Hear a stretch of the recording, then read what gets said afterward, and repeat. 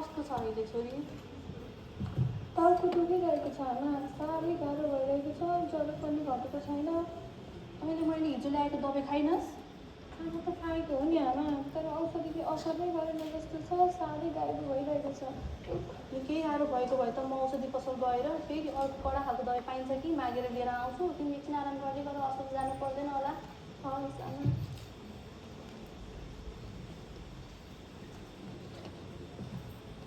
यहाँबाट सुरु हुन्छ सबैभन्दा ठुलो गल्ती।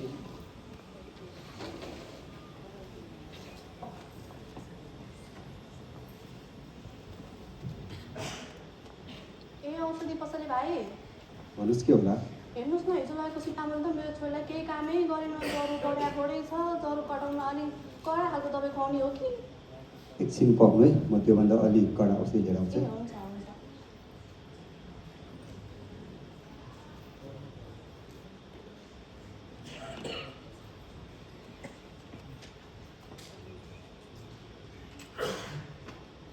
यो औषधि खुवाउनु है।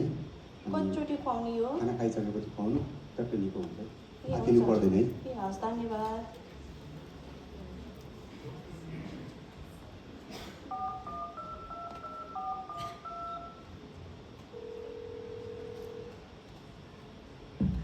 हेलो सर, त्यो एन्टिबायोटिकको 2 औषधि मगाइदिनु, त्यो डिमान्ड भएको है, टाढोभन्दा टाढो गरिदिन्छु।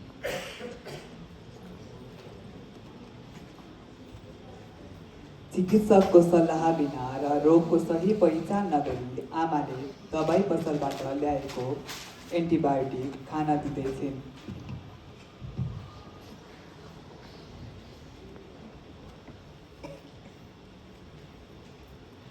छोरी, यो दबाई खाऊ त, यो दबाई अलिक कडा खालको छ अरे, यो खायो भने त चैत्तै हुन्छ भन्नुभएको छ औषधि पसलले भाइले त। ल, अब तिमी यो दबाई खाएर एकछिन आराम गर्दै गर, बिसेक हुन्छ भन्नुभएको छ है एकैछिनमा।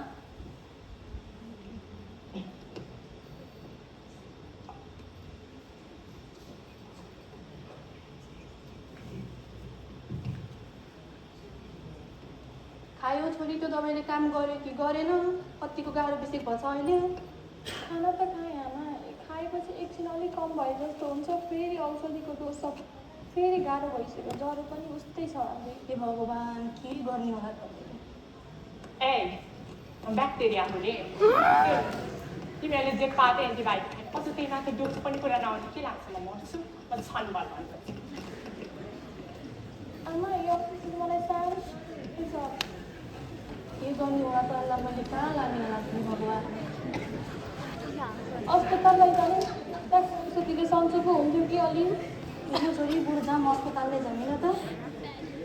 उठ उठ।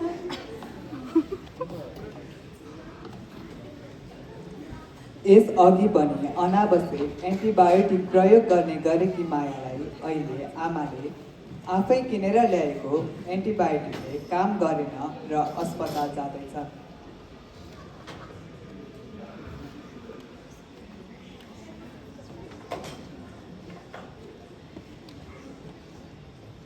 बिस्तारै हिँड, बिस्तारै, केही हुँदैन।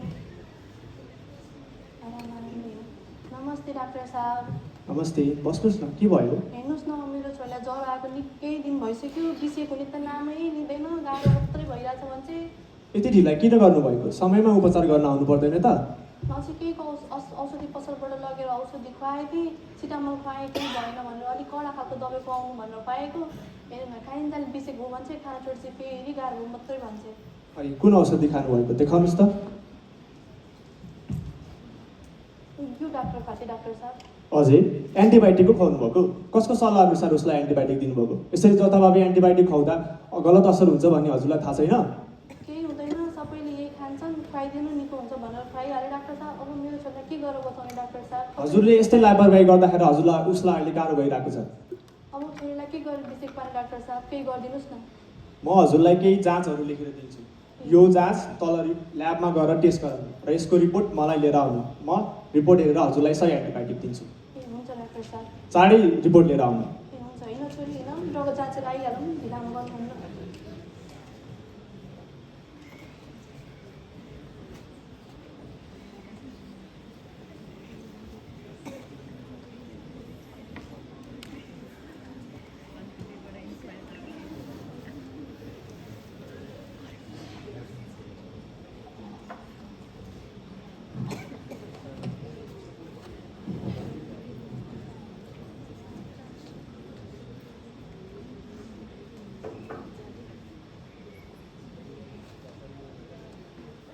नमस्ते, रगत जाँच्ने ठाउँ यही हो? हजुर यहीँ हो। को हो बिरामी? मेरो छोरी हेर्नुहोस् न, ज्वरो आएको, ज्वरो नभएर डक्टर जाँच्नु भन्नुभएको छ। माथि डाक्टर कहाँ गएको, यो जाँच्नु, तल गएर भन्नुभएको छ, यहीँ दिने हो त होला नि, हेर्नुहोस् त। हजुरको नाम माया ढकाल हो? के जाँच थियो म्याम? रगतको जाँच हो। त्यसमा चाहिँ एउटा सिबिसी भन्ने हुन्छ। त्यसमा चाहिँ हजुरको रातो रगतको मात्रा कति छ, सेतो रगतको मात्रा कति छ, घटी छ कि बढी छ भनेर थाहा पाउनको लागि हुन्छ। एउटा चाहिँ डेङ्गु पनि रहेछ, कल्चर पनि छ। अनि रगत त निकै तान्नुपर्छ होला है? अब उपचारको निमित्त अलिअलि नमुना सङ्कलन त गर्नै पऱ्यो नि। के हुन्छ तान्नुहोस् न। खै हात दिनुहोस् त। कुन हातमा? कुन हात दिने म्याम? अलिक कम प्रयोग गर्ने हात चाहिँ दिनुहोस्। त्यसो भयो त यसैमा तान्नुहोस्। अलि अगाडि सारिदिनुहोस् त माटो कुर्सी। छोरी अगाडि छोरी। ओहो, ज्वरो आइरहेको रहेछ। तातो छ जिउ पनि? हजुर, निकै दिन भयो ज्वरो आएको, ज्वरो बिसेकै भयो अया मुठी कस्तो? अलिक नदुखाइकन गरिदिनुहोस् न छोरीलाई। अलिक चिसो दल्दैन न? चिसो भए सन्चो पो हुन्थ्यो कि? सन्चो हुन्छ, कम दुखाइ धेरै दुखाइको लागि होइन नि यो चिसो प्रयोग गर्ने। यो त कन्टामिनेसनबाट बचाउनको लागि प्रयोग गर्ने हो।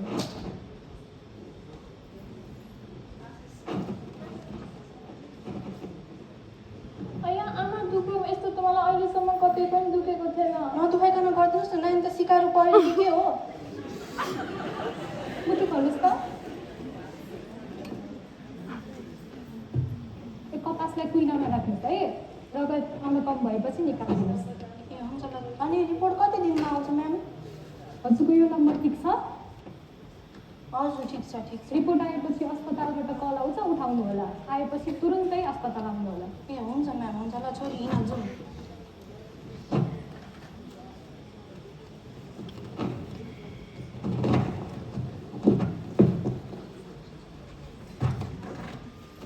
मायाले डाक्टरले भनेअनुसार परीक्षणका लागि नमुना दिए। प्रयोगशाला कर्मीले नमुना सङ्कलन गरेर ल्याबमा पुर्याएर विभिन्न परीक्षण गर्दा रगतमा सङ्क्रमण भएको पुष्टि भएकाले एएसटी गर्नुपर्ने हुन्छ।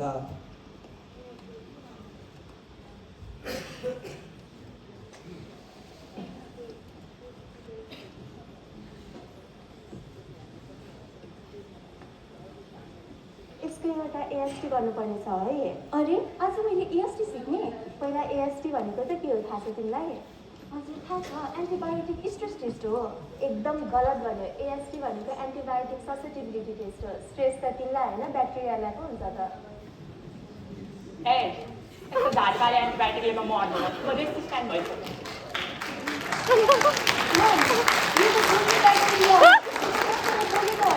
तिमी पनि के सोच्दैछौ हो? यो विभिन्न एन्टिबायोटिक राखेर एएसटी गरेपछि ब्याक्टेरियाको गेम ओभर हुन्छ।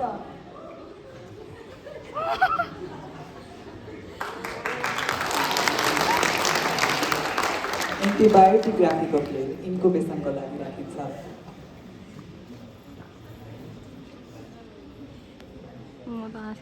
तिमीले एएसटी कसरी गर्ने भनेर सोधेकी थियो होइन? म र सीताले भन्छौँ।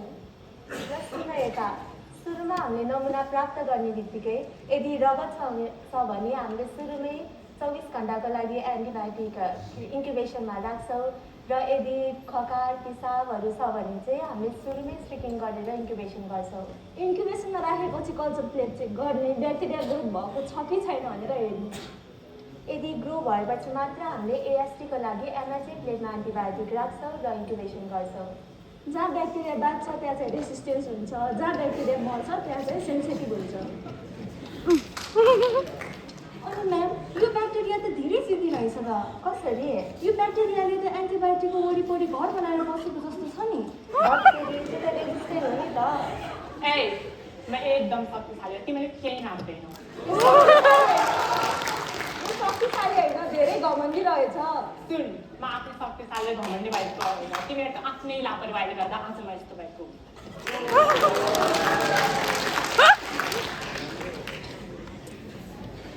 इन्टर्न रिमाले एएसटीको प्रोसेस बुझेर मक्ख छिन्। अहिले बेलुका भइसकेको छ, तर सीता र करिश्मा अझै पनि ल्याबको काममा खटिएका छन् र गुनासो पनि गर्दैछन् भने रिमा पनि सँगै बसेर काम सिक्दै ठट्टा पनि गर्दै थिइन्।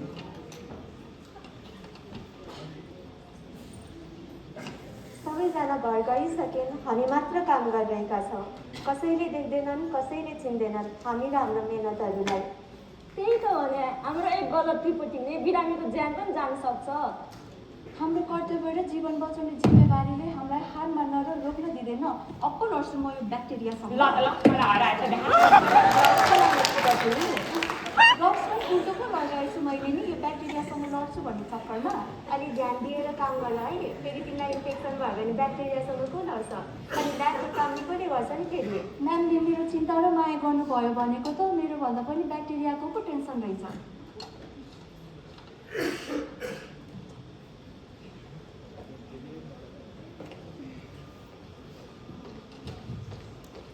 केही दिनमा मायाको रिपोर्ट तयार हुन्छ।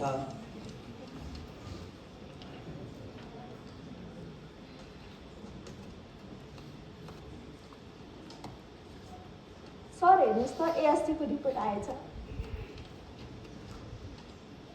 ओहो, यसमा त्यो एउटा मात्रै एन्टिबायोटिक सेन्सिटिभ रहेछ त। सर, अनि किन यो एउटा मात्र एन्टिबायोटिक सेन्सिटिभिटी आएको? अब अहिले मानिसहरू आफ्नै सुरमा औषधि कस्तो जाने, अनावश्यक रूपमा एन्टिबायोटिक सेवन गर्ने र सेवन गरे पनि डोज नपुगिकन छोडेको कारणले नि यो सबै यस्तो सेन्सिटिभ समस्या देखेको हो। अब यसलाई रोक्नको लागि हामीले के गर्न सकेला त? अब यसको लागि त चिकित्सकको सल्लाह बमोजिम नै एन्टिबायोटिकहरू सेवन गर्ने र डोज पुऱ्याएर छोड्ने भने मात्रै यसले रोक्न सकिन्छ। सर त्यसो भए अब यो रिपोर्ट लगेर दिँदा हुन्छ? हुन्छ।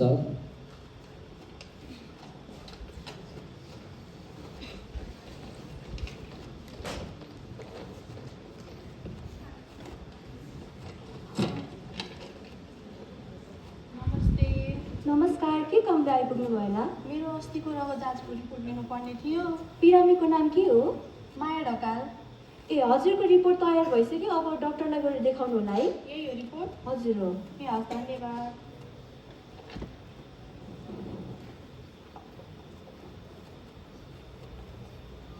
ढिलो अस्पताल पुगेकी मायालाई एक एन्टिबायोटिकले मात्र काम गरेको छ। प्रयोगशाला कर्मीको सानो कामले उनको जीवन बचाउने ठुलो काम भएको छ। रिपोर्ट लिएर आमा डाक्टरलाई देखाउन पुग्छिन्।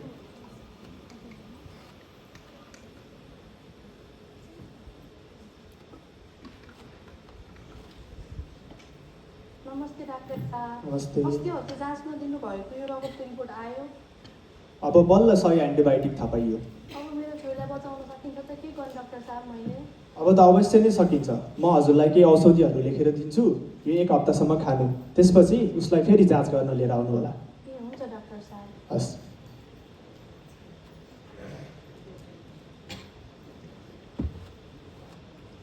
केही दिनपछि फलोअपका लागि माया र आमा फेरि अस्पताल जान्छन्।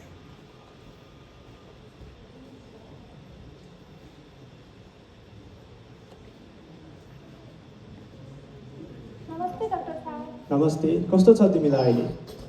अहिले त मलाई सन्चो भयो नि, हजुरले दिनुभएको औषध त साह्रै राम्रो रहेछ। धन्यवाद डाक्टर साहब, मेरो छोरी बचाइदिनु भएकोमा। धन्यवाद मलाई होइन, प्रयोगशालाको कर्मचारीहरूलाई दिनु। उहाँहरूले गर्नुभएको सही जाँच र सही रिपोर्टले गर्दा आज हजुरको छोरीको ज्यान बचेको छ।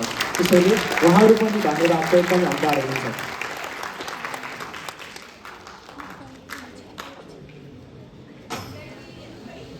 एएसटी केवल प्रयोगशालाको एक सामान्य प्रोसेस मात्र होइन, यो आजको विश्वमा बढ्दो एन्टिबायोटिक रेसिस्टेन्ट विरुद्धको निर्णायक वैज्ञानिक अस्त्र हो।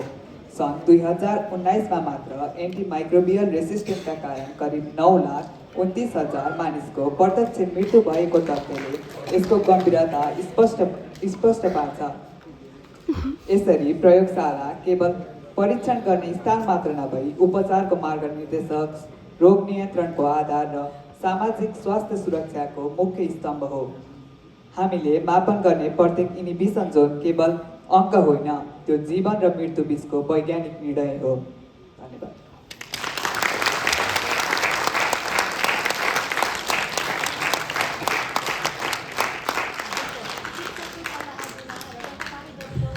प्रयोग गरिन्छ।